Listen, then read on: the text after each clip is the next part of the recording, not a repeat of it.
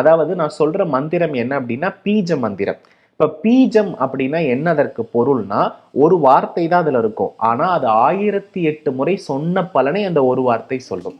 அப்ப என்னன்னா, ஓம் கம் கணபதையே நம அப்படின்ற வார்த்தை இருக்கு இல்லையா, இத ஒவ்வொரு முறை நம்ம உச்சரிக்கும் பொழுதும் ஒரு முறை சொன்னாலே 1008 முறை சொன்னதற்கு சமம். அந்த 1008 முறை சொன்ன பலனை இந்த பூமியில ஒரு மூலிகை வழங்கும். அந்த மூலிகை எது அப்படின்னா அருகம்புல். அருகம்புல்லால விநாயகருக்கு ஓம் கம் கணபதையேன்னு ஒரு முறை சமர்ப்பணம் பண்ணிட்டு ஒரு சிதறு தேங்காய் இருக்கு இல்லையா, அதை உடைக்கணும். அப்படி உடைத்து விட்டோம் அப்படின்னா கட்டாயமா நம் காரிய தடைகள் எல்லாமே விலகும்னு சொல்லப்படுது. ஏன்னா அதிக நார் உள்ள ஒரு பொருள் என்னன்னா தேங்காய். நீங்க பார்த்திருக்கீங்க இல்லையா, இந்த நார் முடிச்சு இது எல்லாம் எதை குறிக்கும்னா கேதுவை குறிக்கும். கேது தான் வந்து நமக்கு நிறைய தடையை கொடுப்பவர். அப்ப என்னன்னா ஒவ்வொரு முறை தேங்காய் உடைக்கப்படும் பொழுதும் கேது வந்து பரிகாரம் செய்யப்படுகிறார்.